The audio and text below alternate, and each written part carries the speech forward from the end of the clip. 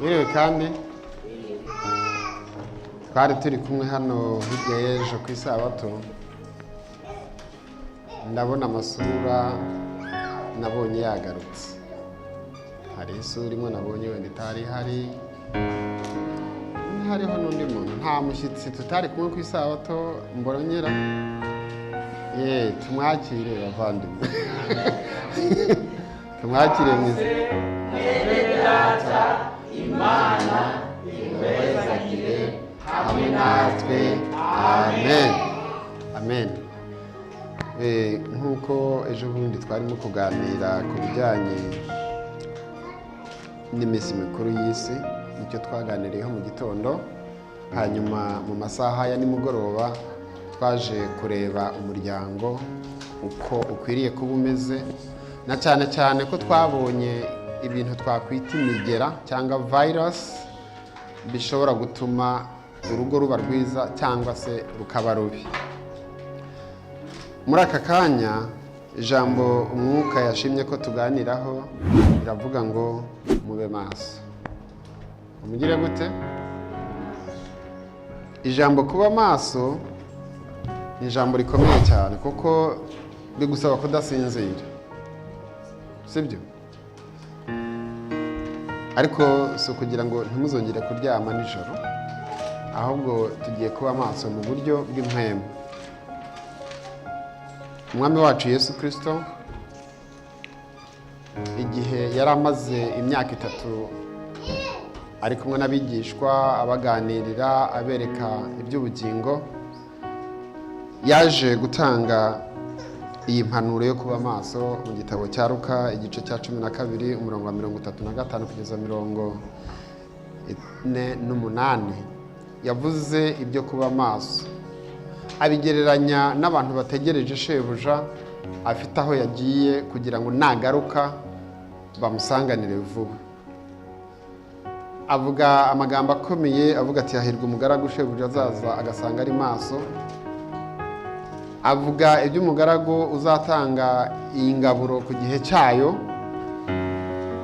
Ayo niyo magambo ushaka ko tuza guhagararaho cyane. Reka tuyasome mu izina rya Yesu.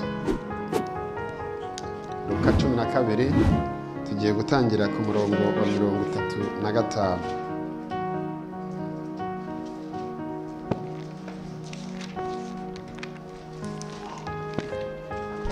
Haranditswe ngo muhore mukenyeye kandi amatabaza yanyu yake, mumere nk'abantu bategereza shebuja ahagarukira ava mu bukwe kugira ngo ubwo azaza nakomanga bamukingurire vuba. Hahirwa abagaragu shebuja azaza agasanga bari maso. Ndababwira ukuri yuko azakenyera akabicaza akabahereza. Naza mu gicuku cyangwa mu nkoko agasanga bameze batyo bazaba bahirwa. Kandi mumenye ibi yuko nyirinzu iyaba yamenyaga igihe umujura azazira, yabaye maso ntiyakunze ko inzu iyicukurwa. Namwe muhore mwiteguye kuko umwana w'umuntu azaza mu gihe mudatekereza. Petero aramubaza ati databuja we, uwo mugani nitwuciriye cyangwa n'abandi bantu bose? Umwami Yesu aramusubiza ati ninde gisonga gikiranuka cy'ubwenge shebuja azasigira abo mu rugo rwe kugira ngo abagerere ingerero igihe cyabo? Hahirwa uwo mugaragu shebuja azaza agasanga abikora. Ndababwira ukuri yuko azamwegurira ibyo afite byose. Ariko uwo mugaragu niyibwira ati databuja aratinze, agatangira gukubita abagaragu n'abaja no kurya no kunywa no gusinda, shebuja w'uwo mugaragu azaza umunsi atamutegereje n'igihe atazi, azamucamo kabiri amuhanane n'abakiranirwa. Kandi uwo mugaragu wari uzi ibyo shebuja ashaka ntiyitegure ngo akore ibyo ashaka, azakubitwa inkoni nyinshi. Ariko uwari utabizi agakora ibikwiriye kumuhanisha azakubitwa nkeya. Uwahawe byinshi wese azabazwa byinshi, n'uweguriwe byinshi niwe bazarushaho kwaka byinshi. Aya magambo ashatse kuvuga iki? Niyo ngira ngo tubanze turebe. Ijambo rya mbere yavuze ngo muhore mukenyeye. Gukenyera ni iki? Mu byanditswe tugenda tubona umurongo wa Bibiliya tukigisha ubwenge ntidusome gusa. Hariya mu Befeso igice cya 5 iri jambo Yesu yavuze ngo muhore mukenyeye intumwa Pawulo yarisubiyemo mu Befeso igice cya 6 ubwo yavugaga ngo dukenyeze ukuri ngo twambaye gukiranuka nk'icyuma gikingira igituza. Ni ukuvuga umukenyero abantu b'abadamu bakunda gukenyera, ariko natwe abagabo turakenyera ipantaro tugashyiraho n'akagozi. Ariko yavuze ngo mukenyeje ukuri kandi mwambaye ukugororoka nk'icyuma gikingira igikiriza. Noneho hari umurongo nshaka ko dusimbuka tukageraho kugira ngo tumve neza. Umurongo wa 39 yavuze ngo namwe mumenye ibi yuko nyirinzu iyo yamenyaga igihe umujura azazira yabaye maso ntiyakunze ko inzu icukurwa. Nta muntu yakwemera ko inzu yiwe bayicukura. Iyo abantu babaga bamenye ko abasuma bari buze kubatera baba maso bakararikana, noneho mwamenye ko akarere kari buzimwe abajura, abantu bakaba bari maso ku buryo ikintu cyose babonye bakikanga bahita bavuza induru kugira ngo bakange ba bantu bagende. Yesu abivuga mu buryo bwo kumutegereza, bishatse kuvuga ko mbere y'uko aza hafi aho hakwiriye abantu bavuza impanda, abantu bamamaza ubutumwa bakavuga bati nyabuna muratunguye karabaye, nyabuna nimube maso kuko igihe kirageze. Ahavaza amazu urimo kubaka ataramara kuzura Yesu ashobora kuza. Amashuri wibwira utireka mbanze ndangize kaminuza ndonke bachelor ndonke ikintu kizanyereka nako ndi umuntu uruta abandi cyane mu isi, Yesu ashobora kuza. Ubukwe uteganya gukora utarabugiraho Yesu ashobora kuza, sibyo? Kuko avuze ko ashobora kuza nk'umujura wa nijoro. Umugambi wose ushaka gukora abo wanga utarabivuna, uvuga utireka ntegura imigambi tuzahigura, abo wanga utarabivuna Yesu ashobora kuza. Kuko avuze ati mube maso. Abo babwirwaga ngo babe maso n'abigishwa nyakuri ba Kristo, kuko icyo gihe abantu bari mu isi, abanditsi, abafarisayo n'abandi banyabwenge n'abandi bantu baturukaga hirya no hino ntago bamwizeraga. Ariko abwira itsinda ry'abantu bake aribo bigishwa 12 arababwira ati mugire gute, mube maso. Maze aya magambo turi kureba nko ku murongo wa 40 aravuga ngo namwe muhore mwiteguye kuko umwana w'umuntu azaza mu gihe mudatekereza. Niyo magambo tumaze gusobanura. Yesu ashobora kuza mu gihe tutagira gute, tudatekereza. Kuko witegereje gahunda zirimo zirapangwa zo muri vision y'2025 ku isi, ntago wakwemera ko Yesu ashobora kuza mbere y'icyo gihe. Ntago nimo ndababwira ko azaba yaraje, ariko urebye imigambi y'abana b'abantu barapanga bakageza no mu 2050. Ejo bundi narimo ndareba documentary imwe ubwo bateganya ko mu 2040 kugeza na 45 hari itsinda ry'abantu nibura batazajya hasi y'ibihumbi 15 bazava kuri uyu mugabane bakajya gutura ku wundi mugabane w'isi. Ibyo bishatse kuvuga iki? Bazajya gutura ku mugabane bita Mars. Ni ukuvuga bazava kuri iyi si turiho, ibyuma byagezeyo, amadrone, twa tudege twigendesha ubu turiyo, kugira ngo bagenzure buri kantu kose k'aho hantu, ngo kuko bibwira ko hashobora kuboneka umwuka wo guhumeka, maze bakajyanayo abantu bakahatura. Mu rwego rwo gushaka guhunga umujinya w'Imana ugiye gutera ku isi, kuko bazi neza ko ngo hagiye gutera ibyago 7, izuba rikazatwika abantu, amazi akazahinduka amaraso, barimo guteganya ngo icyakorwa kugira ngo bave kuri iyi si bajya gutura ku yindi.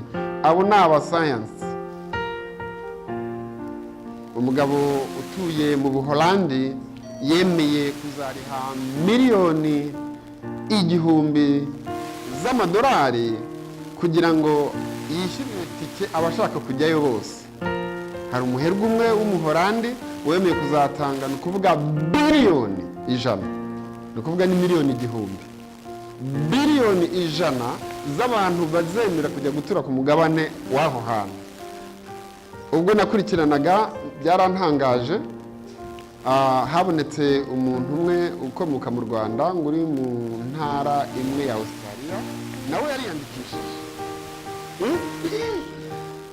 Noneho twakwibaza tuti mbese kuki Yesu yavuze ati namwe muhore mwiteguye kuko umwana w'umuntu azaza mu gihe mudatekereza? Nuko Yesu ashobora kuza wagiye guhinga, Yesu ashobora kuza uri ku kazi, Yesu ashobora kuza uri ku ishuri. Mu gitabo cy'ibimenyetso by'ibihe by'imperuka havuga ngo nta kimenyetso na kimwe kizerekana ko Yesu asigaje umunsi umwe cyangwa ibiri ngo aze. Nta gihari. Ngo igihe bazavuga ngo ni amahoro nta kibi kiriho, ngo nibwo kurimbuka kuzagira gute? Kuzabatungura. Ariko turahumurizwa ngo ariko mwebweho, ahari ni iri tsinda rito n'ayandi matsinda ari hirya no hino mu isi, ntabwo muri nka babandi kuko ngo abasinzira basinzira ryari? Mu ijoro. Ngo kandi n'ababorerwa bakaborerwa ryari? Mu ijoro. Ngo ariko mwebweho mube maso kandi mwirinde ibiborezi. Birashoboka ko hano hari abantu batigeze bakoza inzoga mu kanwa ngo babe bazi ikiboreza icyo ari cyo. Ariko se kuki iri jambo rikitubwirwa uyu munsi? Nuko hari ibindi bintu biboreza. Burya ibiboreza ni byinshi. Ubu butumwa bw'ivugurura mu by'umwuka n'ubugorozi mu by'umubiri n'umwuka bwari bwarahanuwe ko bugomba kubaho. Nyamara abantu benshi bamara imyaka irenga 100 badashaka kubuvuga. Nagira ngo mbabwire ko ubu butumwa bwavuzwe ubwa mbere mu 1889 n'uwitwa Wagon, n'umwe mu badventiste ba mbere. Ubwo yatangaza ubutumwa bwo gutsindishirizwa kubwo kwizera no kuvugurura imirire n'iminywere byari byatanzwe n'umuja w'Imana Ellen White, baravuze bati ibyo bintu cisha make. Ubuyobozi bwariho buravuga ati ubwo butumwa ndetse buvuye kwa Satani. Nuko umwuka w'Imana avugira mu muja w'Imana. Igitabo cy'integuza harabivuga ngo nuko kuko umwanzi w'umucyo buzongera kugaruka haciye imyaka 100. Umucyo ngo uburagiye. Ubu butumwa bwagombaga kuvugwa bugakoza isoni abanyabwenge b'ibyanditswe. Nk'uko ngo Yesu mu kuza kwe kwa mbere ngo yaravutse, maze ngo abantu b'abashumba abungeri babaga mu ishyamba baronka umucyo, babwirwa ko umukiza yavukiye mu isi. Maze ngo noneho abahanga cyangwa abatambyi n'abandi bantu ngo bahambira imizingo y'ibyanditswe, baragenda no kwa Herode bati yagombaga kuvukira mu mudugudu wa Dawidi, kandi uwo nawo ni Betelehemu. Barongera barasesengura batariko ntabwo twamubonye, ntibishoboka. Uko niko kuza kwa Kristo kuzatungura abanyamadini bibwira ko Yesu bamuzi kandi bamutegereje. Tugomba kuba maso. Ibyanditswe bitubwiye ngo muhore mukenyeye kandi amatara yanyu gume yaka, mumere nk'abategereje shebuja ahagarukira ava hehe? Ava mu bukwe, kugira ngo nakomanga bamukingurire vuba. Andi magambo nshaka ko dukomerezaho tunyarutse muri Matayo 24. Iki gihe ni mu mwaka ugira 3 n'igice, mu gice cy'umwaka Yesu yabambwemwo, kuko yabanye n'abigishwa be imyaka 3 n'igice gusa. Maze aho hagana mu mwaka wa 31 w'ubuzima bwa Yesu, yabatijwe afite imyaka 27 kandi yabambwe afite imyaka 31 n'igice. Ngira ngo ibyo mwari mubizi bamwe cyangwa abatari babizi, ibyo tubimenye. Noneho muri icyo gice cy'umwaka nyine ari nawe yabambwemwo, yaje kubwira abigishwa aya magambo akurikira. Muri Matayo igice cya 24:24 muzi ko ariho haboneka ibimenyetso byo kugaruka kwa Kristo. Aravuga ati nuko mube maso kuko mutazi umunsi umwami wanyu azazaho. Ariko ibi mubimenye, yaba nyir'urugo yaramenye igicuku umujura azaziramo, yabaye maso ntiyakundiye umujura ko acukura inzu ye. Nuko namwe mwitegure, kuko igihe mudatekereza ari cyo umwana w'umuntu azaziramo. Hagombaga kuba imyiteguro. Iyo myiteguro yigeze guhindisha abantu umushyitsi mu gihe cya William Miller.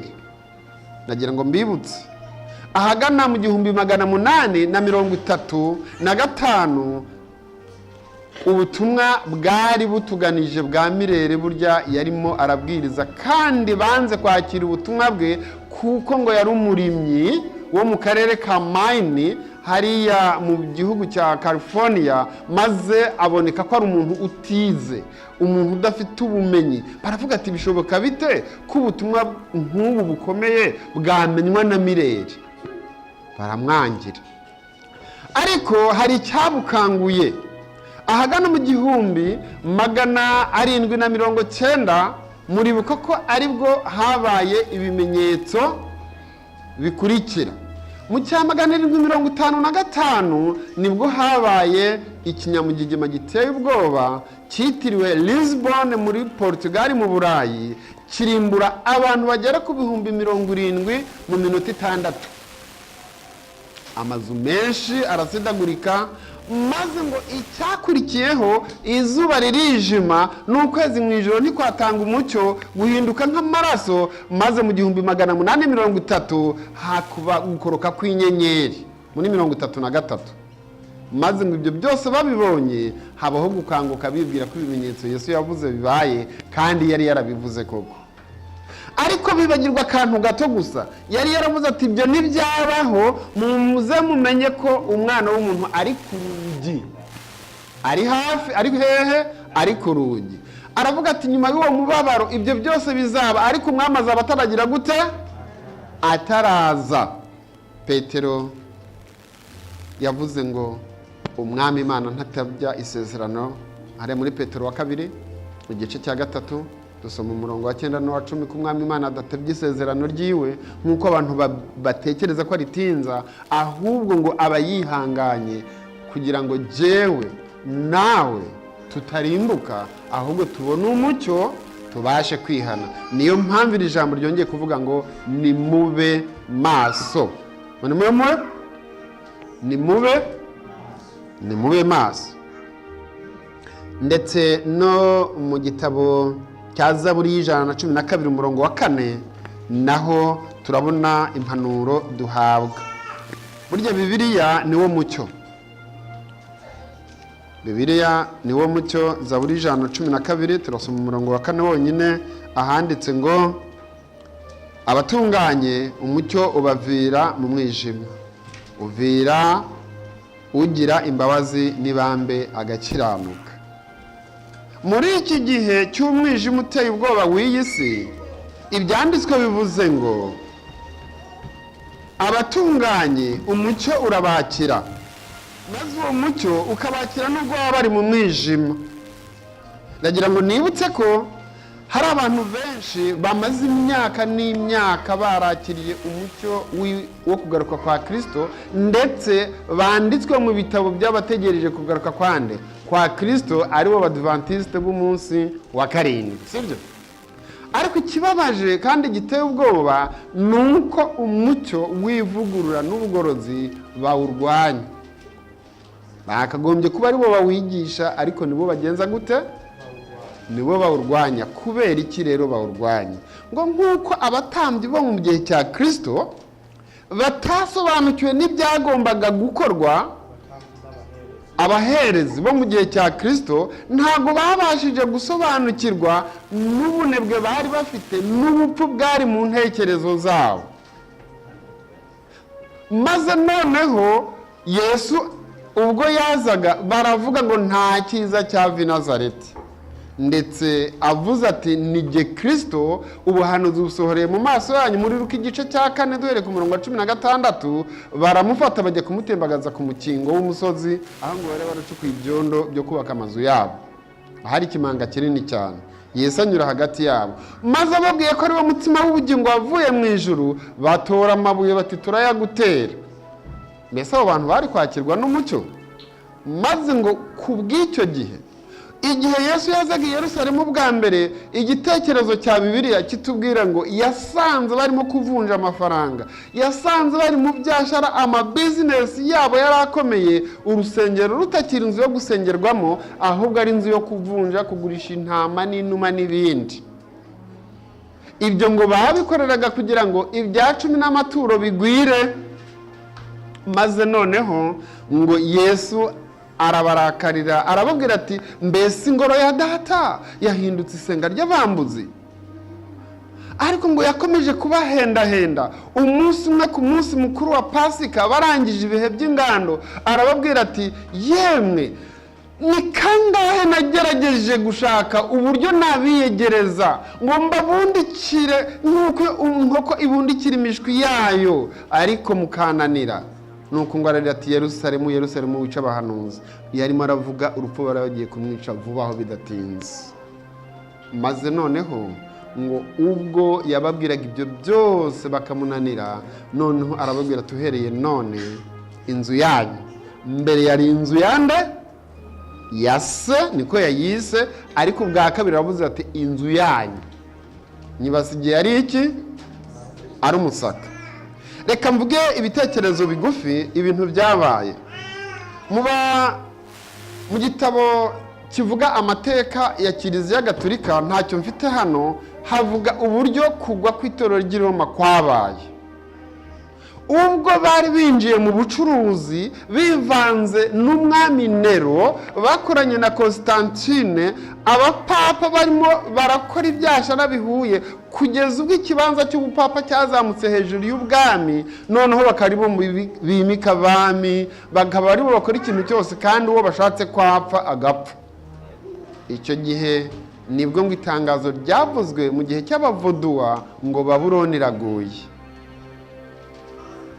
Ntabwo byarekeye aho. Abavuduwa ni abakoranye n'ubupapa guhera mu gihe cya Martin Luther, ukaza ku bitwa Abazwingiri, abitwa ba Jerome. Muzabisoma mu ntambara ikomeye nini, muzabona uburyo abo bantu bakoze mu gihe kigoye. Muri icyo gitabo cy'amateka y'Abakatolika kivuga ngo habonetse akagwi k'abantu bari bamaze guhakana inyigisho za papa, ngo nuko ngo haba kutumvikana, ngo bigezaho ngo bamanura n'imiheto bararasana. Ariko mu mateka nta mu protestanti n'umwe wigeze yica umwe mu Bagatolika, ahubwo Abagatolika nibo bishe aba protesta. Nagira ngo mbibutse mu mateka nihuse, ubwo uyu mupapa yiswe Yohani Paul, ariko izina ryiwe bamwitaga Carlos Logitira w'umupolonye, niwe mupapa wenyine washoboye gutembera mu matorero y'abaprotestanti agenda ababwira ati mutubabarire ku bibi byakozwe n'abapapa bambanjirije. Yazungurutse mu matorero yose ku buryo abamubonye bavuze ngo ni papa w'umukerarugendo. Abantu bakuru bari hano bazi iby'ubupapa, kera jewe ndi umwana twari tuzi ko papa ngo atava ku ntebe adahindukira kuko ari nk'Imana. Ubwo nari nkiri umugatolika, ngo ndetse banatubwira ko ngo papa aramutse ahagurutse ngo isi iranyeganyega. Hari ibintu by'ibinyoma byinshi bari barinjije. Ariko ikibabaje, ahagana mu 1670 ubwo ubuporoso bwari bumaze guhunga buvuye mu Burayi bamaze kugera mu mugabane mushya wa Amerika, ariho ibyashiwe 13 tuzabyiga Imana niduha akanya muri iki cyumweru, ariho ubu protestanti bwashingiye imizi. N'uyu munsi hakaba ari amatorero ya giprotestani hafite icyicaro gikomeye. Bashinze repubulika kandi atari ku Imana yabatumye. Bagombaga kujyayo bahunze, bagakomeza kugira amahembe abiri nk'ay'umwagazi w'intama. Ariko ngo bagezeyo bari kugira ihembe rimwe ari ryo rya Kristo, ariko ngo bagezeyo bashinga imigwi ibiri. Ni ukuvuga ishyaka rihagarariye ubukirisito n'uburepubulika. Nicyo gituma Bibiliya yavuze ngo habonetse umwana, ngo igikoko gifite amahembe abiri nk'ay'umwagazi w'intama. Ntabwo ndiko ndayigisha iby'igikoko, ndi mu mateka gatoya. ngo igihe bari bagezeyo abantu mwize mu ishuri namwe mubikurikirana mwibuke ko ubucakara cyangwa ubuslaves bwatangwe mu 1700 kuza mu 1800 nibwo bazengurutse ibihugu by'Abahinde, ibihugu by'Ubushinwa ndetse na Afurika, bakagenda bafata abantu bakajya kubakoresha imirimo y'ubusa. Ibyo babikoraga bibwira ko bayobowe na Bibiliya.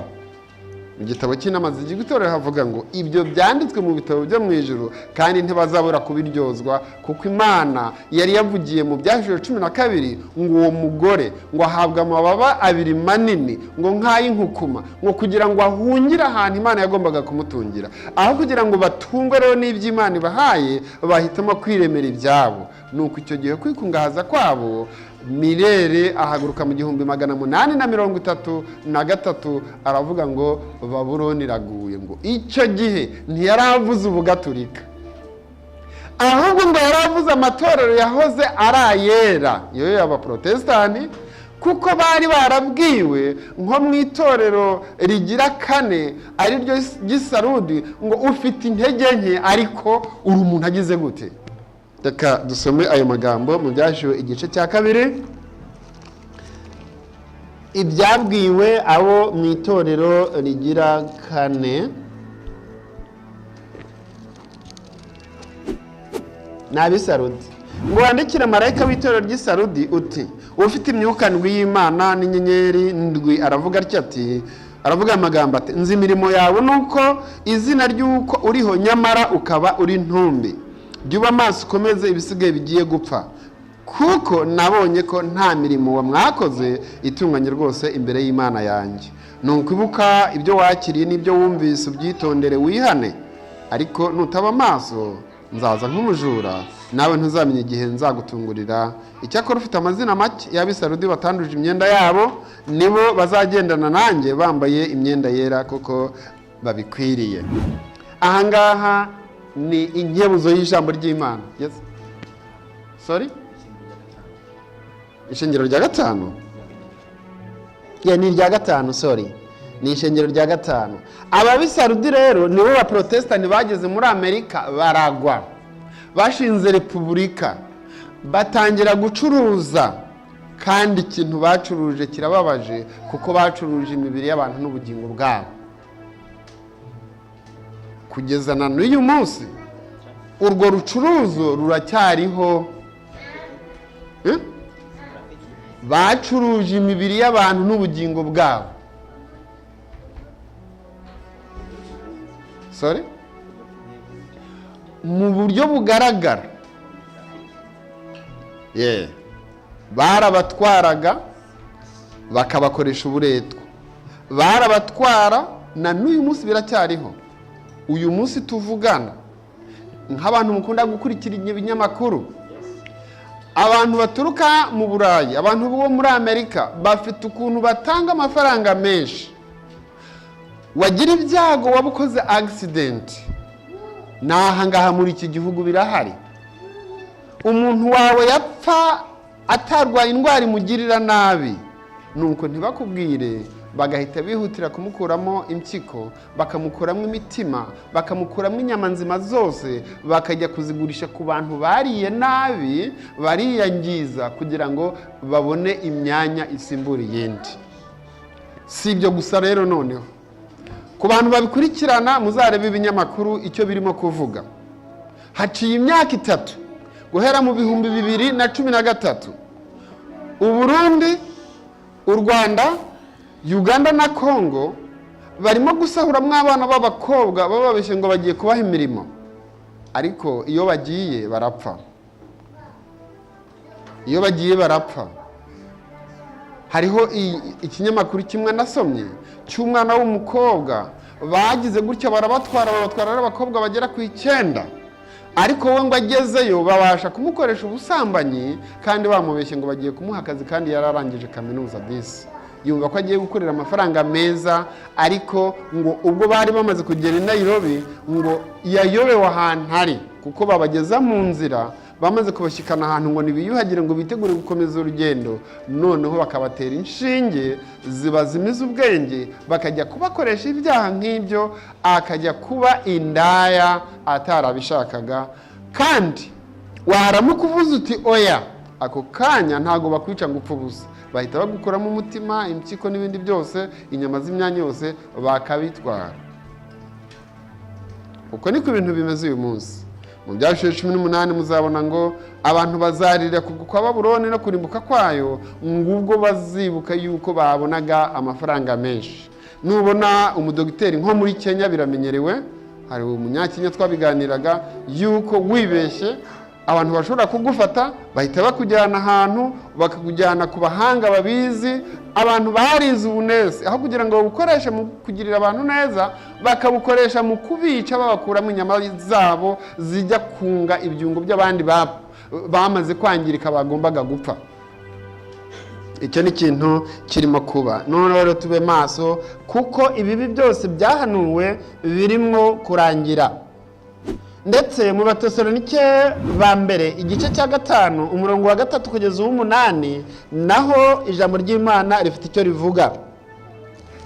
Abatesalonike ba mbere 5:3 kugeza 8 haranditse ngo, ubwo bazaba bavuga bati n'amahoro nta kibi kiriho, nibwo kurimbuka kuzabatungura nk'uko ibise bitungura umugore utwite, kandi ntibazabasha kubikira na hato.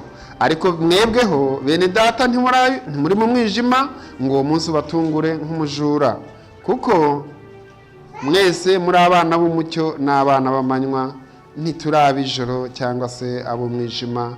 Nuko rero twe gusinzira nka babandi, ahubwo tube maso twirinde ibisindisha, kuko abasinzira basinzira nijoro n'abasinda bagasinda nijoro.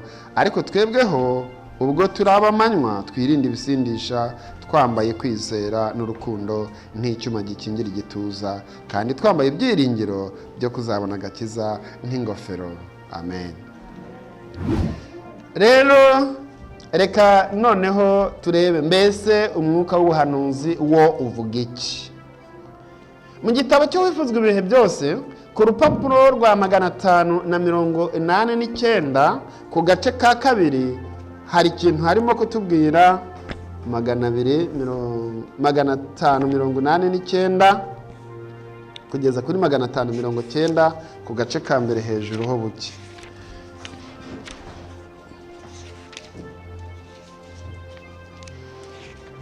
Yes. Haranditse ngo, mu gihe gito cyari gishize Yesu yari ameze nk'umwerezi utanyeganyega uhangana n'umugaru uhora umurwanya. Mu gihe Yesu yari ariho mushobora guhura n'ibibarwanya, sibyo? Ariko iyo muri maso mubasha kubitsinda. Sinzi niba tuza guhuza, niba ushaka gusoma reba icyigisho, reba ku cyigisho cya 74 ntuza kubisanga. Ufite iki gitabo, kuko ibitabo byanditswe mu bihe bibiri, hari gifite impapuro zinini, hari n'igifite impapuro zoroshye, kuko uburyo babikora hari ziva mu biti n'iziva mu nsato. Izo mu nsato ziba zoroshye cyane zigakomera, izo mu biti zikaba zibyibushye kandi zishobora gutabuka ubusa. Right? Niyo mpamvu amapaji usanga atari guhura. Twarimo kureba ngo ukuntu dukwiriye kuba maso. Hanyuma Yesu nawe hariho igihe yamaze agendana n'abigishwa akababera maso buri gihe, noneho igihe kikagera noneho nawe agakenera bamubera maso. Nicyo gitekerezo tugiye kureba. Noneho rero bavandimwe, uyu munsi ushobora kuba umaze igihe kinini uri mu mahoro, ntabwo murageraho kuvushwa amaraso babahora kwizera, sibyo? Ndetse ntabwo urageraho usanga ahantu hose wugarijwe impande zose, udafite ahantu ushobora kujya ngo ubashe gukomanga bagukingurire. Ndetse ubu muracyari itsinda ry'abantu mushobora guhuza inama, mugahura, mukishima, mukavuga ngo Maranatha Yesu araje. Ariko hari igihe kiri imbere yanyu, hari igihe kiri imbere yacu ushobora kuzahagarara wowe ubwawe kugira ngo ubere maso gusenga, no kuba nta wundi muntu mushobora kuba muhagararanye, cyangwa se ngo wumve n'ijwi rikuremesha ngo komera.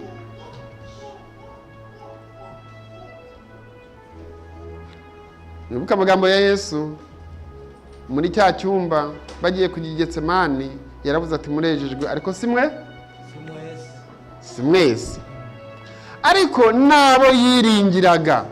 Ndagira ngo twumvikane kuri iri jambo murikomereho tugiye gusoma. Nabo Yesu yiringiraga kuko yabonaga abo ngabo ari inkoramutima kuruta abandi. Abo nabo ni Petero na Yakobo na Yohana.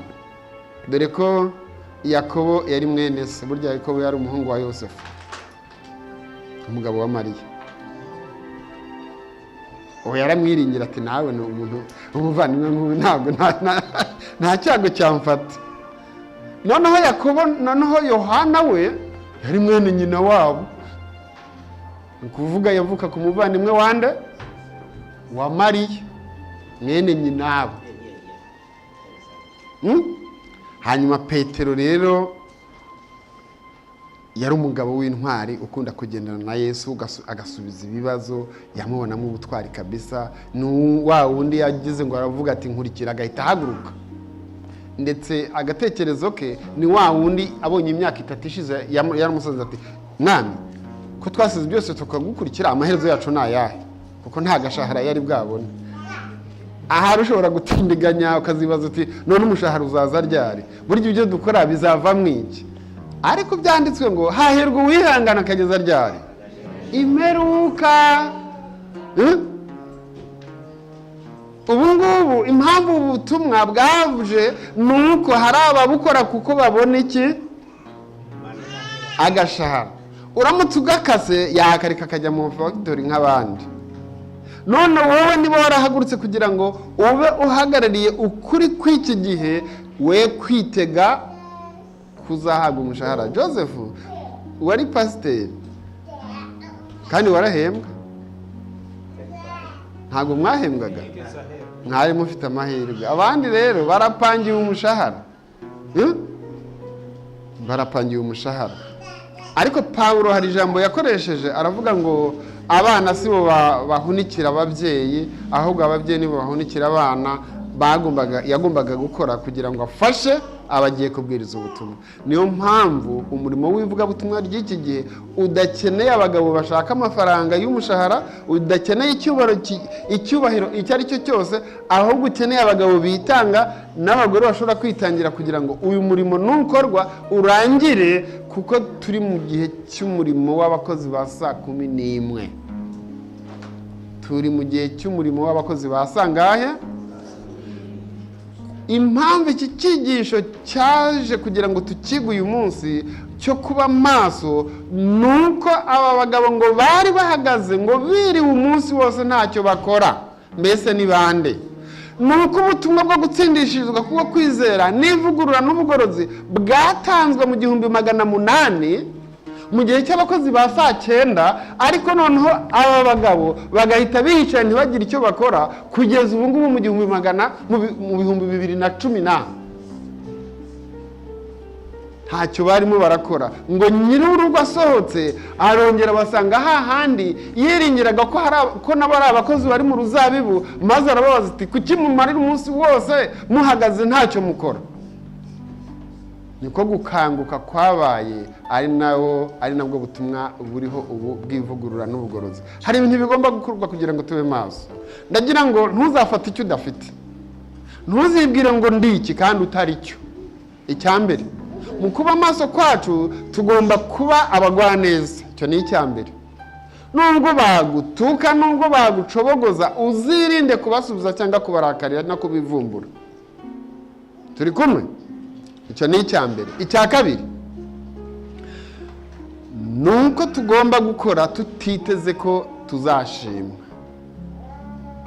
Aho gushimwa tuzarenganya. Umwami wacu yaravuze ngo mbese ko bagiriye nabi igiti kibisi icyumye cyo bizacura iki? Yarashatse kuvuga niba ari umwana w'Imana ukaba mufashe nabi, nkawe mwana w'umuntu w'umunyabyaha, wowe bizagenda gute? Turi kumwe, turajyana. Noneho mu kuba maso, reka turebe Yesu ageze mu gashyamba k'i Getsemani.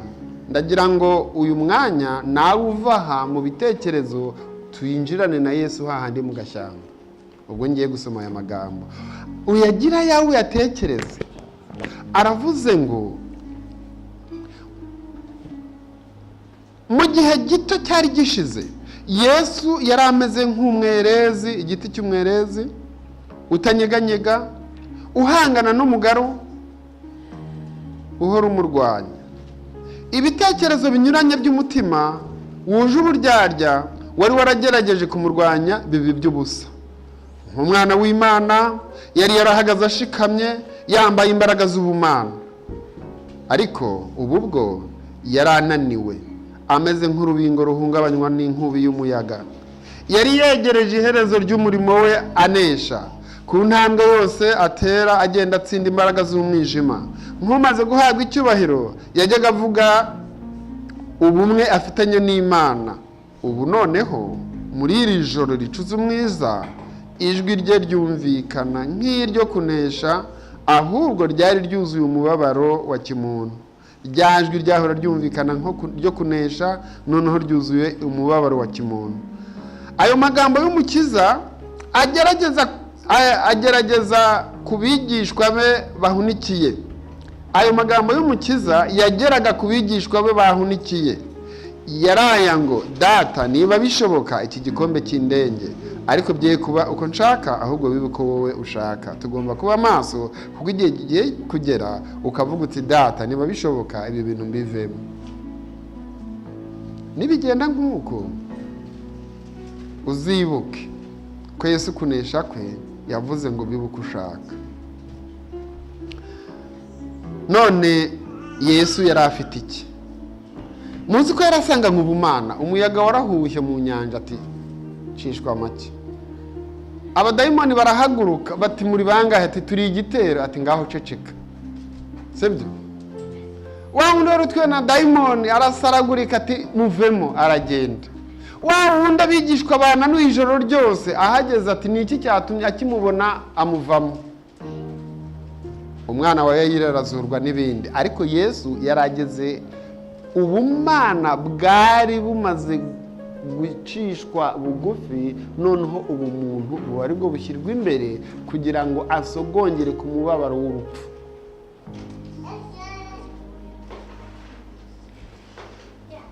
Abigishwa baramubajije bati mbese mwami wadukundira maze tukaziyicanira umwe iburyo uwundi ibumoso bwawe mu bwami bwawe? Yesu arababwira ati ubwo muzi icyo musabye? Bati turakizi. Muri Yakobo nande? Yohana. Umwe yitwaje ko ari mwene se, undi yitwaje ko ari mwene nyina wawe. Ndagira ngo tubyige mu byumva. Kandi koko birumvikana, iyo aza kwimika ubwami mu Isirayeli ntabwo yari kugira ibyegera abantu bo mu yindi miryango asizabiwe kandi banamukurikiye. Sibyo? Hari ahantu muzasanga ngo ni Yakobo umuvandimwe wande wa Yesu.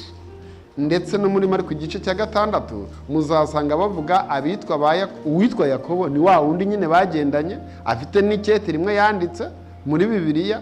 Bakavuga na Yose, bakavuga nande na Yuda, noneho bakavuga amazina y'abakobwa ntibayavuze, ahubwo baravuze ngo nabashiki be turaturanye hano. Ariko noneho icyo turimo kugenderera kureba ni iki? Abigishwa baba barashatse kwifuza kujya ahari, ariko bari babwiwe kuguma aho, bari kujyana nawe. Ndetse Petero yari yamubwiye ati nubwo wajya mu rupfu twajyana, ariko ngo aragenda ageze ahantu kuko yaragiye gusenga kandi afite umubabaro ashaka imbaraga yamubashisha gutsinda. Ariko ngo igihe yahishurirwa ishusho y'urupfu n'ingorane no gukubitwa no gucobogozwa no kugira gute, ngo agira ubwoba bwinshi. Noneho arababwira ati nimusigare hano. Ariko icyatumye ababwira ngo basigaraho, ngo amaze kugarurwa mu mubiri no mu ntekerezo za kimubiri no kwereka ukuntu umubiri ugiye gukubitwa n'ukuntu agiye kumererwa nabi, ngo yageze aho ngaho yumva ubwoba.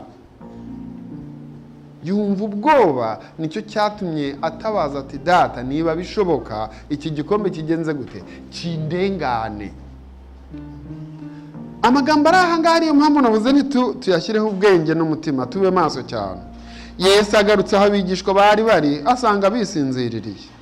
Yifuzaga ko babana nawe, yifuzaga kumva abigishwa be bavuga amagambo yashobora kumuhumuriza, maze agakuraho umwijima wari umugose. Yesu yari aho hantu asiga abo bigishwa be batatu yibwira ati nawe icyaza kinsanga hariya ngiye gusengera nibo kiri bushyikireho maze bahite batera iki urwamo cyangwa se bagerageze gutangura gupambana, noneho nanjye ndaza tugerageze kukirwanya. Mu ntege nke za kimubiri ndagira ngo mbabwire ko bishoboka umwanya uwo ari wo wose ukajya kumva ukumva ucitse intege, ukumva ubuze icyo ufata, ukumva biranze. Vuba aha imirimo izahagarara abavandimwe. Muri factory wakoragamo bazakubwira ati kudafite ikimenyetso ntiwinjira mu kazi. Ishuri ntabwo uzemererwa. Transport ntabwo uzaba ubasha kujya kuri bisi cyangwa kuri train cyangwa ngo watege indege ugira ahantu hose wakwerekeza. N'ubuhanuzi bubitubwira. Ariko niba uri maso uyu munsi, hariho ikintu Imana izaba yaramaze kugukorera. Hari ibintu bibiri. Icyambere, igitabo kivuga ibyo kwitegura akaga gaheruka, havuga ko ngo hari abantu bazasinzirizwa kugira ngo bikinge imibabaro ikomeye, kuko Imana izaba yabonye ko batazabasha kwihangana muri icyo gihe cy'akaga. Twavuga ngo amen? Amen. Kubera iki se? Kubera ko ibyanditswe bivuze ngo hahirwa abapfa bapfira mu mwami wacu, ni ko umwuka w'Imana yavuze ngo kugira ngo baruhuke imirimo yabo, kuko imihati yabo ijyanye n'abigenje gute ibakurikiye. Nuko rero ube maso, wirinde ibisindisha, kugira ngo Imana niyahitamo kuguhungisha, niyahitamo kumpungisha, ne kwibwira ngo ahari mfuye igihe kitaragera, ahubwo nuko hari akaga imbere yacu. Ibyo nimubibona ntibizabakura umutima, kuko biranashoboka ko mwazajya mukabona nk'abantu bacu, abantu mwari muzi ko bari mu rugendo kandi bashikamye, wajya kubona ukabona haje akarwara gato karamuhitanye. Uzamere nka Mwizerwa na Byizigiro ubwo bari bageze mu gisagara Mburakimazi, ngo ubwo bahicira Mwizerwa, ngo Byizigiro yasigaye avuga ngo wagize Imana, kuko atayandi mabi yo mu nzira agiye kuzongera guhura nayo. Igitabo cy'ingenzi mwaragisomye? Abagisomye ngira ngo ibyo mvuze muhitamo byumva neza. Ubwa kabiri, hari abagabo bazakomezwa nk'uko Yeremiya yakomejwe, kuko Uwiteka avuga ati nzaba ndi kumwe nawe kugira ngo nkurokore. Abo ngabo rero bazaba bashobora kujya mu nkiko, bazaba bagomba guhangana n'abakoresha babo, abo ngabo bazaba bagomba guhangana n'ikibi cyose, bazaba bagomba guhangana n'ubuyobozi bw'idini, kuko bazavuga ati abo si abacu. None niba atarabanyu kuki bitwa iryo zina? No, abo bantu ntabwo ari abacu, nta nubwo tubazi. Ariko ngo igihe kizaba kigeze kugira ngo inkamba irobanurwe mu zahabu. Izahabu nziza ngo izakomeza kurabagirana, umucyo ngo uzakomeza kurabagirana mu maso h'abo bantu, ngo ndetse nk'uko mu maso ha Mose hazaga, ngo ukurabagirana kuzakomera, kandi kuko Uwiteka azaba ari kumwe n'abo bantu bashyizwe kuri urwo rugero, ngo imbaraga zose z'umwanzi zizahaguruka kubagota. Muri kiriya gitabo cyitwa Inzandiko z'ibanze za Mudamu White tuzabyigamo muri iyi minsi Imana niduha akanya, ngo bageze naho bavuga bati dushobora kuba twaribeshye kugira ngo dukurikire uyu mucyo, ntabwo twari tuzi ko bizagenda gutya, ntabwo twari tuzi ko bizagenda gutya, kuko abantu bazaba babuze epfo na ruguru. Nyamara ngo nk'uko byagenze mu gihe cy'Abayuda, abayobozi b'idini ngo bari bumvikana n'ubuyobozi bw'Abaroma, nta kibazo bari bafite. Akaga no gutotezwa no kwicwa byahamaga abigishwa ba Kristo Yesu umwana w'Imana. Ni we wishwe, ba Petero baricwa, ba Bartolomayo baricwa, kuko ngo bashakaga kuzimanganya abavuga mu izina rya wa wundi. None uyu munsi ikibazo kirabaza ngo mbese aba basa gutya nibo bahagarariye wa wundi watanze ubugingo bwe kubwo abari mu isi? Aba basa gutya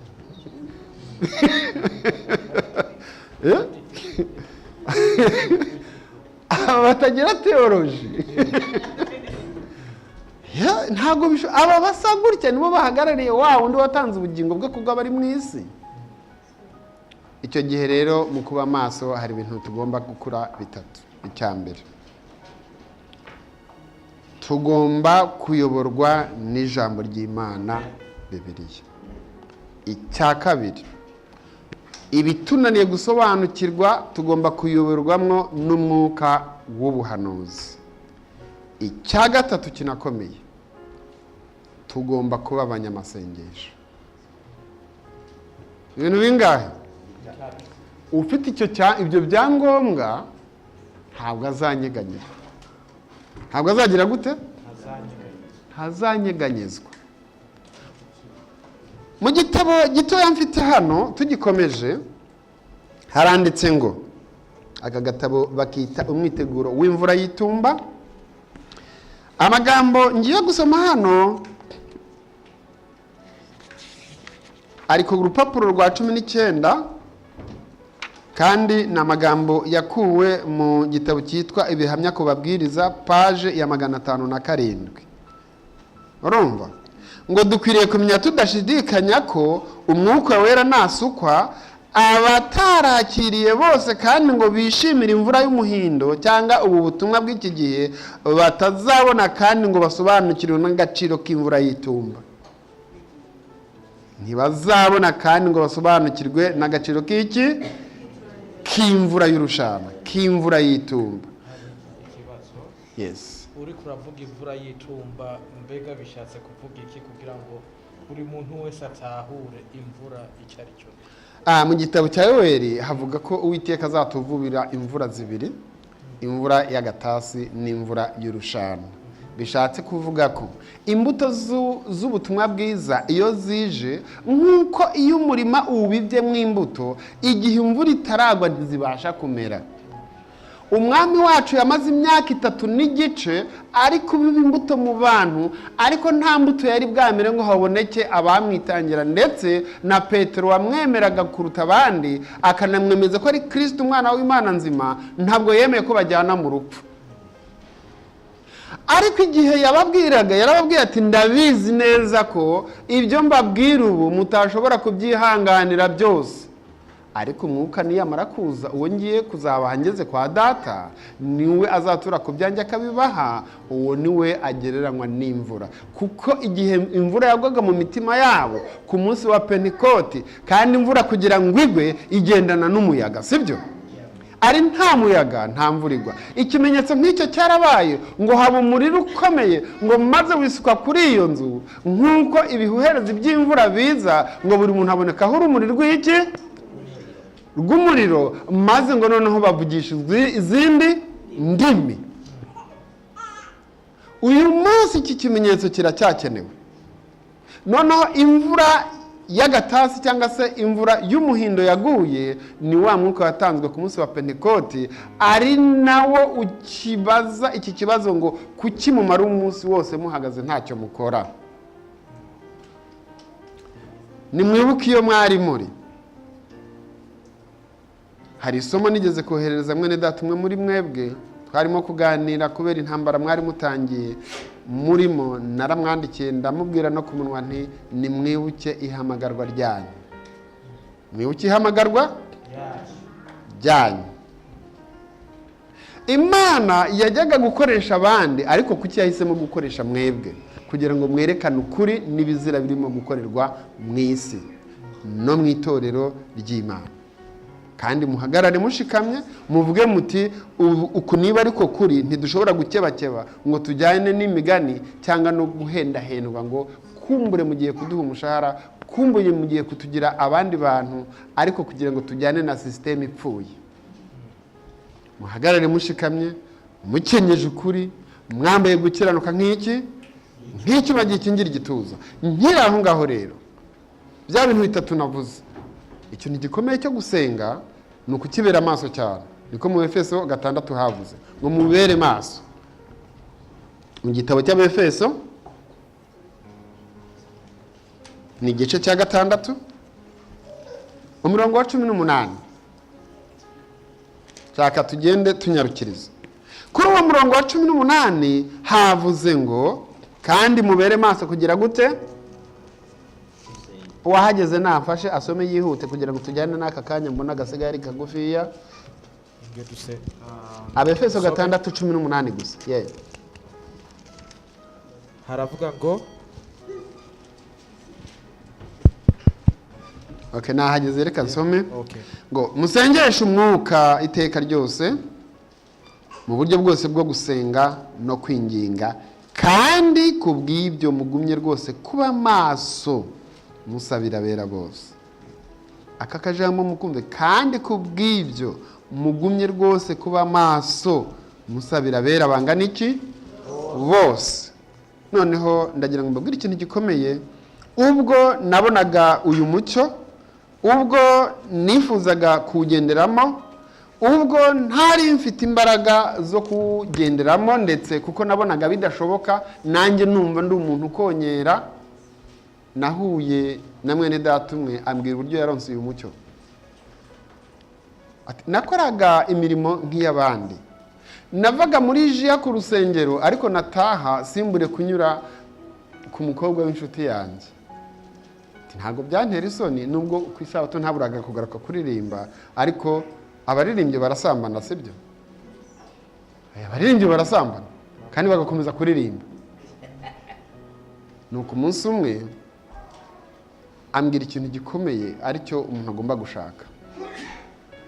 Yakoreraga umubosi. Iki ni igihamya cy'ibyabaye ku muntu umwe, mwene data umwe. Umubosi yakoreraga amusaba amafaranga kuko yari akeneye amafaranga yo gushimisha inshuti ye buri gihe. Noneho arayamwima, aramubwira ati nta mafaranga nongera kuguha. Umaze iminsi utora amafaranga menshi, guhemba amafaranga warayamazemo, ababyeyi bakibaza ko yenda ntaguhemba, rero ntabwo ndi buyaguhe. Aravuga ati niba ari uko nguko, yari umuririmbyi w'umudivantiste. Nuko aravuga ati shati inka ze nkwereke. Ahengera bacuruzaga amata, ahengera bafite litiro 200 z'amata, yagombaga kujya ku maresitora atandukanye. Yari umuntu w'umukire yakoreraga. Bamaze kuyacanira no kuyashyira mu bintu by'ibyuma biyabika neza, ati ko yanyimye amafaranga ngiye kumuhombya uyu munsi abone ko nanjye ndi uwundi muntu. Ya amata yose aragenda gura ikiro cy'umunyu anyanyagizamo. Nagira ngo nkubwire, yambwiye ikintu gikomeye cyane, nanjye urumvaho. Kandi kubera ko wewe yari umureceptioniste hariya, ntaho yahurira n'ibyo bikorwa by'abakora hariya muri kitchen cyangwa se mu byo guteka n'ibindi, ntago bigeze bamushakiraho, nanjye yagombaga kumufata.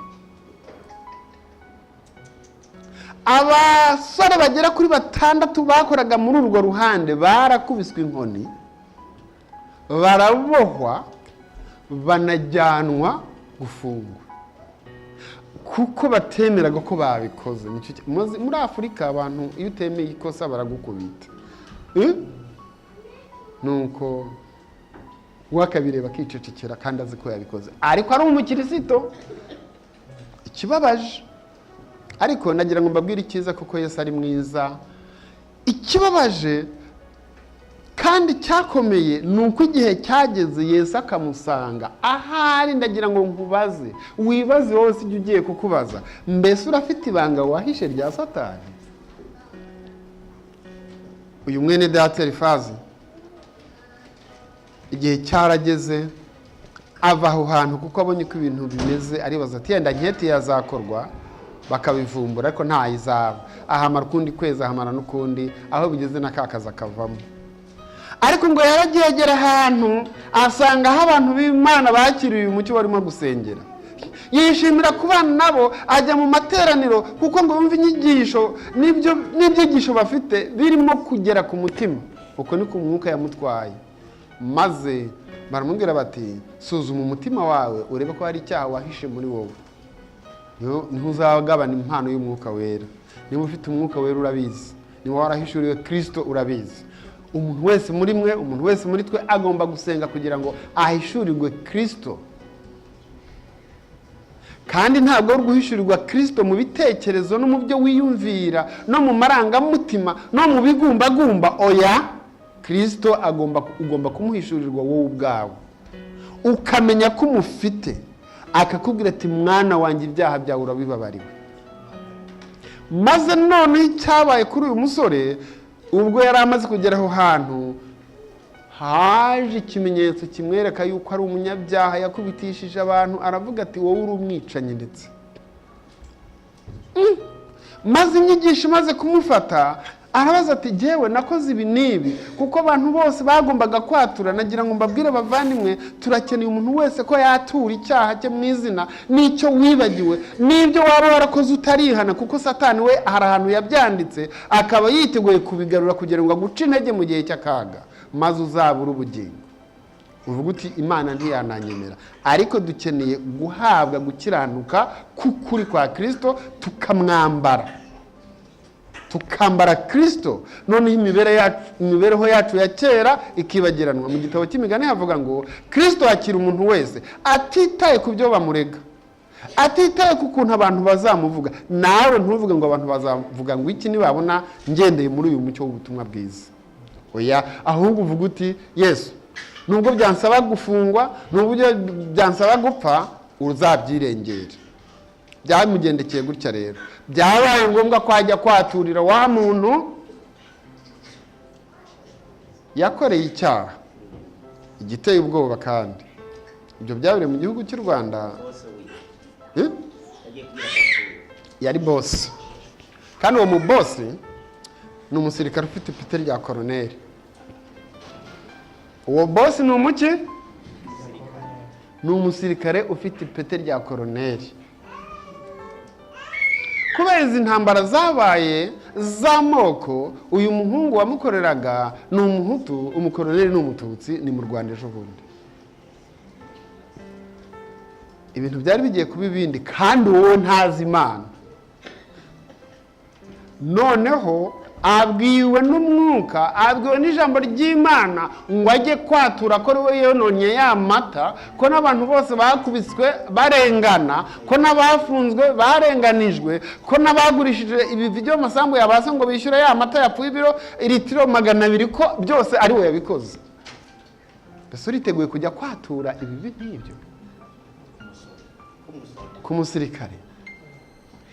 Mbese niba tunanirwa kwaturira bagenzi bacu ngo yansuzugura, ngo jye numva nta kibazo mfitanye n'uyu muntu, ngo ibyacu byararangiye, ntimwigeze mubivugana, ntabwo mwigeze mushyira hamwe ngo muvuge uti rwose umbabarire naragukoshereje. Kandi ngo tugomba kuba ari twe tugenda dusanga n'abatugiriye nabi, kugira ngo tubabwire ko twebwe kugira ngo twakire Kristo kandi tube abana b'Imana bemewe, nuko dukuraho inzitizi zose. Kuko ibyanditswe bivuga ngo mu ruhande rwanyu mubane n'abantu bose amahoro niba bishoboka. Nibwo tuzahabwa kwezwa nyakuri.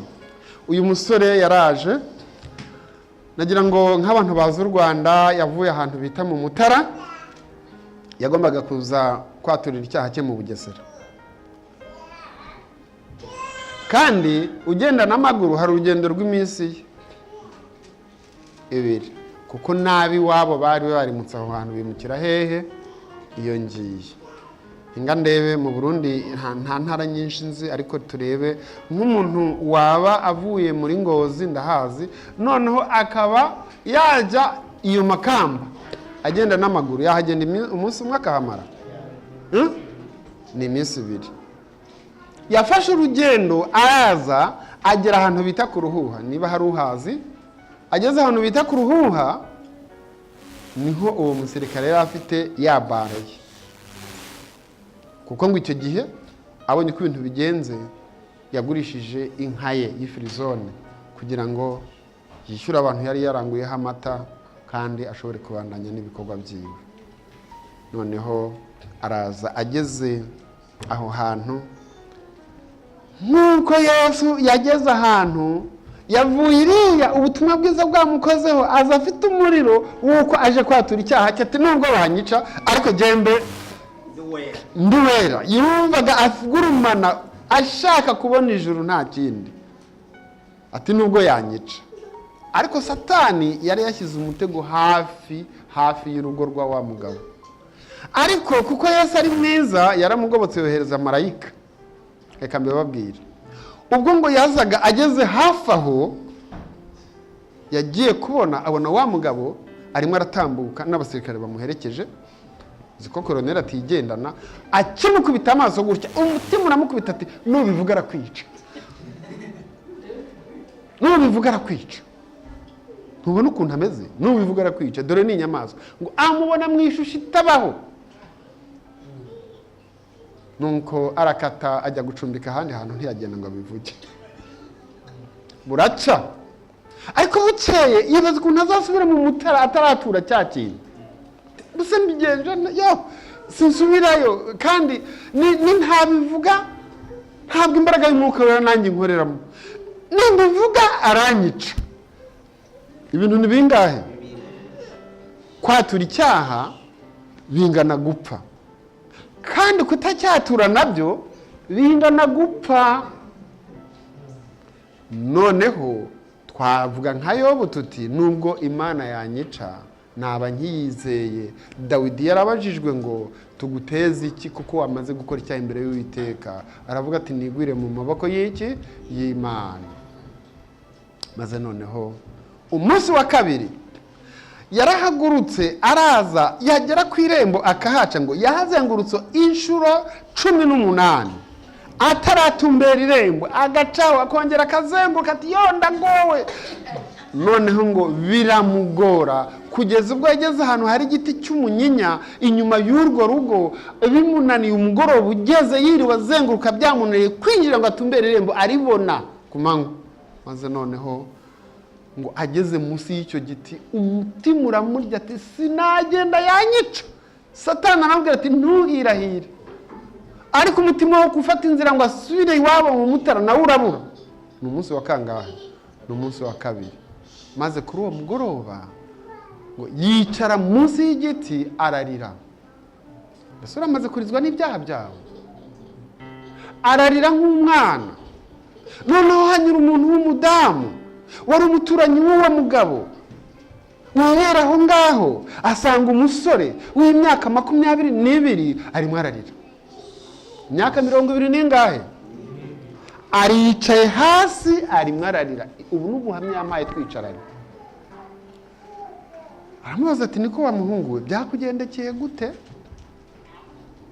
aramwegera burya hari ababyeyi b'abanyempuhwe ati kandi hari abantu benshi bari banyuzeho bakavuga ngo iki gihungu ni icyahe ngo cyasaze buriya ngo munyure kure kitabatera amabuye kuko babonaga arira ibyo kurira atari ugukina ni ukurira bitari ugukira gute si ukwiriza ni ukurira afite umubare ati ndagowe nyamaza uyu muntu yasaze maze noneho uyu mubyeyi atari ko se wa muhungu we byakugendekeye gute undi atuye ati ndagowe ugowe n'iki wapushije papa wapushije mama nubwo ibyo byaba ndabona ukuze wakwihangana ngwino mama umbwira ibyakubayeho undi atuye simbashe guhaguruka hano ati nibikize ati yaranyica indese ninde guhiga ngwino njye kuguhisha ngo ucumbikire ati ntabwo bikunda ni ibiki byabaye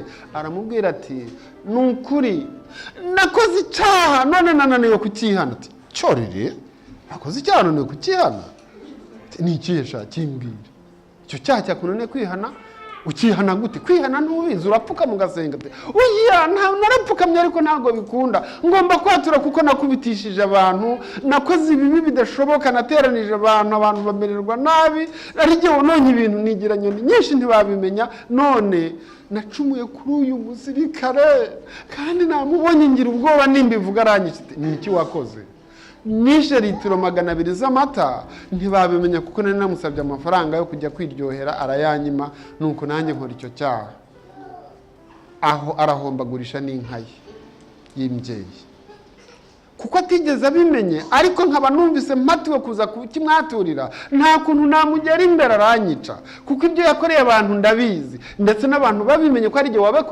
wakoze cyaha bakabihanirwa kwa kundi nabo ntibansigaza tapu hita mufata ukuboko ati komera kuko Yesu ari bwirengere iryo kosa ryawe kandi ko warijijwe n'icyaha ugenda ushize ubwoba hinga tujyane mbikuvugire nibura nuko aramufata agenda ahinda umushyitsi atitira, abagera mu marembo ngo ubwoba buramwica. Nuko hari mu kagoroba ngo nka saa moya basanga wa mukomanda wa mukoroneri aricaye arimo kuganira n'abantu yisekera aryohewe. Noneho ngo muraho yemwe, bapiga hodi bati yego mubakingurire baze. Ninde? Ni nyirakanaka, karibu. Arinjira ati ariko mazaniye n'umushyitsi, dukunda abashyitsi nta kibazo.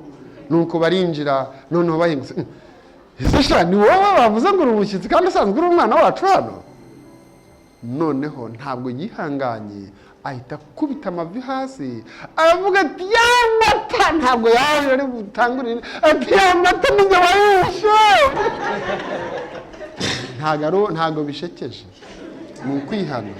Ya mata ni njye wayishe, wowe umwana kubitaga ari njye wabikoze, nuko tumuvangura none niba unyica ariko njye kwihana. What? Ngo ya ngo uvuze ngo ukishaka ya mata? Atamata yahe? Urarwaye ni biki? Oya ni ya mata menshi mwaye yangirika nashyize mu munyu kandi byatewe n'ibintu. Umwana w'umukirisitu sara umukuru w'itorero ni wakoze bya bindi? Tinijeyo ni wowe umubana niringiraga nakundaga nari nzi kuri inyangamugayo ni wakoze bya bindi? Ati ni jewe. Ndagira ngo iki gitekerezo mbabwiye kibe igitekerezo cya buri muntu ku giti cye. Mbese waba ufite umuntu mufitanye ikibazo kandi ukabona ko icyo kibazo gikomeye, nubwo waba waramwiciye umuntu, icyo usabwa niba abizi cyangwa atabizi, umusanyi umubwire uti mbabarira. Turi kumwe? Nibwo imbaraga y'umwuka wera izatwaranira muri buri muntu uzaba amaze gukora icyo, kandi Kristo azakwihishurira. Amaze gukora ibyo, mu masengesho yasubiyemo yabonye Kristo abambye, yabonye ari mu gukubita Yesu ubwe, yabonye ari mu kumutera imisumari, yagize umubabaro n'agahinda, maze yibona ari mu kwigaragura mu maraso ya Yesu. Ibyo birangiye yahawe impano y'umwuka wera. Ubu ni umwe mu bahamya bukuri ba Yesu wamamaza ubutumwa buheruka. Uti byagenze gute rero? Uyu musirikare yaramwitegereje, sha koko ni wamombeje amafaranga arenze 200,000 mu mugoroba umwe? Ati ni njyewe. Byakujemo gute? Ati rwose nabitekereje uko arabivuga. Noneho uko yakarambaraye hasi ati unyice ariko unyice wamaze kumbabarira, wica umubiri. Ndakwinginze unyemerere kumbabariye, nushaka kuhitunda Sador ufite pistole kuko narahemutse. Aramuhagurutse. Yaba habonekaga abantu bakira ubutumwa bwiza nkawe maze bakaba bakiranutse, ndakubabariye kuko ntiwabona inyishyura. Amen. Kandi niba ubishaka ugaruke ku kazi noneho uzaba umwizerwa. Amen. Hari n'amafaranga wagiye ntakwishyuye nayo ndayaguha. Noneho wa mugore aramubaza ati none wari watinye iki? Ati ni Satani wari wantinyishije. Atangira kubatekereza rero ko amaze iminsi 2 azenguruka aho yaratinye kwinjira iwe. Birashoboka ko byakugora kwinjira mu rugo rw'umuntu mutumvikana. Mbese niba mutumvikana uzamuha ubutumwa bwiza bwo kumukiza gute? Haruri inzira mu gusenga kwawe, mu gusenga kwacu tubanze dukureho inzitizi zitandukanye n'abantu bose kugira ngo mu ruhande rwacu tubane n'abantu bose iki amahoro. Aya magambo mbabwiye mu gitabo cy'umwiteguro w'imvura y'itumba havuze ngo ababuze umwuka wera bose ntibashobora kuba barinzi bizerwa ku nkike z'Isiyoni kuko bahumye ntibabona umurimo ukwiriye gukorwa kandi ntibabuze impanda nk'uko bikwiriye. Ngo ababuze umwuka wera bose bagenje gute? Ntibashobora kuba barinzi bizigirwa ku nzitiro z'Isiyoni. Nukuvuga ntibashobora kuba barinzi bizigiwe ku nzitiro z'ubutumwa bwiza, kuguhagararira ubutumwa bwiza, kuko ngo amaso y'abagenje gute arahumye kandi ntibabasha kuvuza inzamba nk'uko bigenje gute, nk'uko bikwiriye. Kuko igihe yatanguye kuvuza inzamba bahita bavuga ngo urusaku rw'imirimo ye mibi rutuma tutamwumva. Twese twakoze ibyaha ntitwashyikira ubwiza bw'Imana, ariko Imana mu buntu n'imbabazi byayo yemeye gukoresha abo banyabyaha kugira ngo tubashe gukiza abandi. Ni umurimo wagombaga gukorwa n'abamarayika b'ijuru, ndetse iyo dusoma mu byahishuwe ngo ni marayika wundi wumva ijwi mu rya marayika wa gatatu. Marayika wa mbere ninde? Marayika wa kabiri ninde? None marayika wa gatatu ninde? Kandi marayika wundi ninde? Ibyo nibyo tuziga muri iki cyumweru. Tuzabona akanya twiga icyo gitekerezo, twige ubutumwa bwa marayika batatu na marayika wundi. Ndabararitse kugira ngo ntimuzabe abahombe. Ndabararitse ngo ntimuzabe iki? Yesu yifuzaga ko babana n'abo bigishwa, ngo ariko ku maso yabo yararemerewe ntibabona icyo bamusubiza. Bakanguwe n'uko aje, babona mu maso ye harimo ibyo bivanze n'amaraso, bibatera ubwoba. Ntabwo bashoboraga gusobanukirwa n'umubabaro we nk'uko benshi batamutangariraga, kuko mu maso he hononekaye ntihase n'aho umuntu, n'ishusho ye yononekaye ntise n'iy'abantu. Musomye muri Yesaya 53 havuga ngo igihe twamubonaga ngo ntabwo yari afite ishusho yatuma umuntu amwifuza, ariko uyu munsi yitwa uwifuzwa ibihe byose. Ngo ariko ubwo yazaga ntabwo yari afite ishusho yagatumye abantu bagenza gute, bamwifuza. Nuko mu magambo dukomerejeho nko ku rupapuro rwa 590 ahasubira hejuru haravuga ngo, kampere hano, Yesu asubira aho yasengeraga kandi yararembejwe n'umwijima mwinshi w'ijoro, yaragoswe ndetse n'umwijima w'ibyaha, apfukamye. Muri icyo gihe cy'ibigeragezo ubu buntu bw'umwana w'Imana bwahindaga umushyitsi. Muri icyo gihe ntabwo yasengeraga abigishwa be ngo kwizera kwabo kudacogora, ahubwo yasengeraga umutima we wari wuzuye agahinda kenshi kandi ari mu bigeragezo. Igihe giteye ubwoba cyari kigeze, ubwo ahazaza h'isi hagombaga gufatirwa imyanzuro idasubirwaho n'ibyemezo bidahinduka. Imibereho y'abantu y'ahazaza habo, imibereho yacu byari biri ku munzani. Kristo yaragishoboye kuba yakwanga kunywera ku gikombe cyateguriwe umuntu waguye. Igihe cyari kitaragera, Yesu yashoboraga kwihanagura cya cyuya cy'amaraso cyatembaga mu maso he, maze akareka umuntu akarimbukira mu cyaha cye. Yashoboraga kuvuga ati umunyabyaha azira ibyaha bye, naho jyewe nisubiriye kwa Data. Mbese umwana w'Imana yaragiye kunywera ku gikombe gisharira cy'umubabaro no gukozwa isoni. Umukiranutsi yaragiye kwikorera umuvumo w'icyaha kugira ngo akize umugome njyewe. N'iminwa yumagaye kandi ihinda umushyitsi, Yesu avuga amagambo ngo, Data, niba bidashoboka ko iki gikombe kindenga, ngo ndeke kukinywera, ko kiretse nkinywereyeho, ibyo ushaka aba ari byo biba.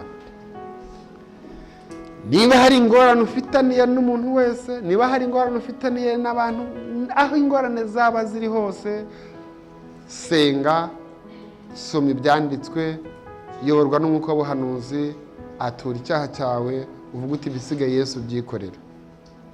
Birashoboka ko ejo cyangwa ejo bundi twagera ahantu, ubu ngubu turacyagenda tugahura ku isabato, Yesu ashimwe, tukarya utubuto, tukarya utusarade, tukaryoherwa, tukitahira. Ariko igihe kigiye kuza, noneho ubwo iminwa izaba yumye, igihe uzaba uri muri gereza, cyangwa se wahunze wavuye hano wagiye mu misozi kuko ubonye ko ubuzima hano butagishoboka, igihe uzaba utakiba mu nzira imwe amatara, igihe uzaba ushobora kurara mu gahinga wihisha kugira ngo nibura wongere uramuke irindi rimwe, kuko igihe kigiye kugera ngo ubwo gutotezwa no kugarizwa kw'amahanga yose kugiye kugera ku bantu, ariko abubaha Imana bazaba bari mu kaga gakomeye, kuko ngo bazaba babahiga bavuga ko ibyago biri kubera ku isi aribo babiteye.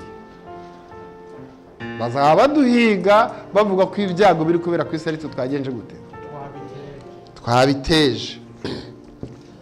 Muri aka gatabo kandi kitwa umurimo wa gikirisito, muri aka gatabo kitwa umurimo wa gikirisito ku rupapuro rwa 229 hari amagambo avuga ngo ibikorwa byiza nizo mbuto Kristo adusaba kwera. Ngo biki? Uko kuba maso gusaba ko ibikorwa byanyu Yesu yavuze muri Matayo ngo aba ari ku mucyo wanyu, muri Matayo 5:10 na kangahe na 4, ngo aba ari ku mucyo wanyu ubonekera imbere y'abantu kugira ngo nibabone ibikorwa byanyu byiza bahimbaze so wahehe wo mu ijuru. Amagambo y'urukundo hamwe n'imirimo y'ubugiraneza no kunganira abakene, abatishoboye, abamerewe nabi, iyo mitima yacu yifatanije n'abantu baremerewe n'ibicantege hamwe n'intimba, iyo ibiganza byacu biruhuye abatishoboye bikambika abambaye ubusa, iyo twakiriye umunyamahanga mu nzu no mu mutima, abamarayika baratwegera kandi ijuru rigatanga ibisubizo by'ibitugoye. Ibitugoye ni ukuvuga ntitugacogorere gukora neza, mu kuba amaso kwacu tubyongereho iki? Ubugiraneza. Ubugiraneza bwanyu, ubugiraneza bwacu ubuhore buraho. Twihutira kurangiza, hari amagambo avuze muri Yohana 8. Iki gitekerezo mugende mu kisomere, Yohana 8:12 kugeza 59. Tuhasanga igitekerezo cy'umuntu wavutse ari impumyi. Kuko rero benshi babaye impumyi mu by'umwuka, ariko bakaba bibwira bati turabona ntacyo tubuze, banga kumvira inama ya Kristo, wa mugabo wo guhamya kandi w'umukiranutsi. Tubona mu byashiwe 3:14 kugeza 20. Aho Yesu avuga ati mube maso kandi umuntu niyumva ijwi ryanjye agakingura urugi ndinjiriwe tugenze gute? Nta kuntu umuntu yakomanga ku rugi ubaye usinziriye itiro ryinshi ngo umwumve, sibyo? Niyo mpamvu ubu ngubu abantu batari gukingurira Kristo ngo yinjire mu mitima yabo, kuko barasinziriye kandi basinziriye itiro ry'urupfu. Twihutira kurangiza nyine niko navuze.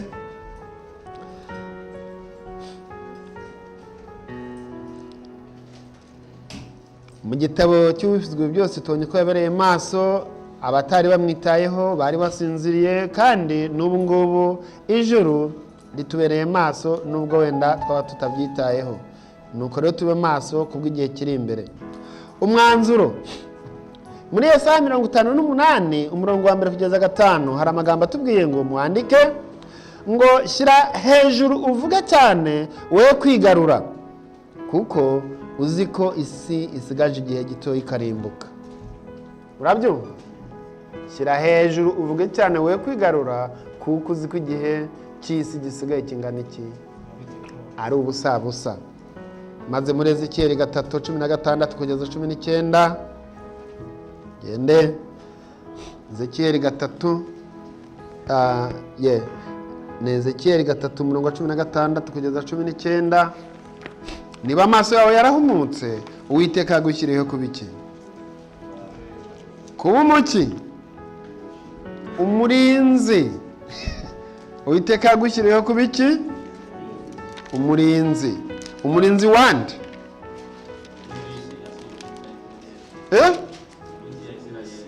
Umurinzi w'inzu yande? Ya Isirayeli. Iyo Isirayeli ya none ni iyihe? Ni itorero, sibyo? Ariko ijambo ryavuze ngo ubwire abantu banjye ibyaha byabo, ndetse ubwire ubwoko bwa Yakobo ibicumuro byabo. Ngo ariko banshaka uko bukeye, yemwe nk'ishyanga rikora ibyo gukiranuka, ntibareka n'Imana yabo, biyiriza n'ubusa bagasenga, ariko ntabwo barahabwa gukiranuka kwande? Kwa Kristo. hano muri Ezekiyeli 3:16 ibyanditswe biravuze ngo nuko iminsi 7 ishize ijambo ry'Uwiteka rinzaho riti mwana w'umuntu nakugize umurinzi w'inzu ya Isirayeli nukumva ijambo ryo mu kanwa kanjye ubumvishe ibyo mbaburira nimbwira umunyabyaha ntigupfa ko ntuzabura gupfa nawe ntumuburire cyangwa ngo uvugane nawe n'uwo munyabyaha umwihanangiririza kuva mu nzira ye mbi ngo ukize ubugingo bwe umunyabyaha azapfira mu byaha bye ariko ni wowe nzabaza amaraso ye turi kumwe ariko n'uburira umunyabyaha ntave mu byaha bye cyangwa mu nzira ye mbi azapfira mu byaha bye ariko wowe uzaba ukijije ubugingo bwawe niyo mpamvu ubutumwa bugomba kubanza kubwirwa ab'i Yerusalemu ubu butumwa bugomba kubwirwa abahehe ubwa mbere ni ukuvuga mbere yuko tujya hanze tugomba kuba tubuzi twebwe noneho tugatanga icyo dufite ndetse nk'uko i Yerusalemu habwirijwe nuko bamara kwanga hagatoranywa agatsinda gato k'abantu 12 ndetse ku munsi wa Pentekote abasukiye umwuka wera cyari kuba igihugu cyose iyo kiza kuba cyaramwakiriwe mbese umwuka wera yaba mu cyane hasukirwe abo mu matorero yose oya ntago ari mukeya ahubwo agatsinda k'abantu 120 ngo nibo bashoboye kuba bagize gute bahawe umwuka wera noneho batangura kubwiriza za Dekapoli i Yerusalemu i Yudaya n'ahandi hose noneho ngo igihe bagenda ngo byarabatangaza ngo none se abo bantu ko batigishijwe kuki bavuga ibi byose ntabwo bigishijwe ariko ngo ngo babana na Yesu none se wabanye na Yesu niba warabanye nawe niba ushaka kubana nawe tubonye intambwe zikomeye z'ibyangombwa tugomba kugira ni ukwiga ijambo ry'Imana ni ukwiga umwuka w'ubuhanuzi no gusenga no kugira gute nimureke rero umwuka wo gusenga ugaragare mu ngo zacu buri gitondo na buri mugoroba humvikana amajwi yo gusenga abashyitsi nibadutemberera basanga urugo rwacu ari urw'iki ari urw'amasengesho abantu bazihana utiriwe ubabwiriza ubutumwa kuko umuntu nazi wawe agasanga murarimba murasenga ntazabura ijambo ahavana sibyo ariko uwo mwuka warakamanganye mu ngo z'abantu biyita abantu b'Imana ndetse nubwo yaba ari umupasiteri ushobora kuhagera mugatangira kuganira iby'amabizinesi y'ibyo mubasha gukora akakubwira iby'ibinyamakuru nka Hezekiya abwira ab'i Babuloni yuko afite intwaro nyinshi afite amazahabu n'amafeza ntabwo yigeze ababwira ko Uwiteka yamwongereye imyaka 15 yo kubaho ngo ababwira ati n'izuba ryashubijwe inyuma nuko nari narwaye ngakira birababaje cyane mbese nawe umucyo iyo ubonye abantu baje iwawe Joseph iyo abantu baje iwawe ubabwiye ko uri umwigisha mwiza w'imodoka ati ubwo mbikoze imyaka myinshi ati birananunza da nta kibazo nuko mukaganira akagenda cyangwa se icyo ngomba gukora uyu munsi nuko ijambo rikwiriye kuva mu kanwa ari uko tuvuga nka babigishwa ngo Yesu uwo mwabambye yarazutse niwe Kristo kandi agiye kugaruka reka mbasabe abumvise abo dushoboye gusangira iki kiganiro muri aka kanya mube maso tube maso mu yandi magambo ntago nikuramo kuko twese ntiturageraho Satani atarasa ngo agushe inkumbi sibyo tube maso Uwiteka avuze ngo nakugize umurinzi kubera rero ko abantu tugomba gutanga imiburo uko Uwiteka yabidutegetse yabitugeza nuko rero tubere maso ubugingo bwacu n'ubw'abandi nabo kandi Umwami Imana ibidushoboze mu izina rya Yesu.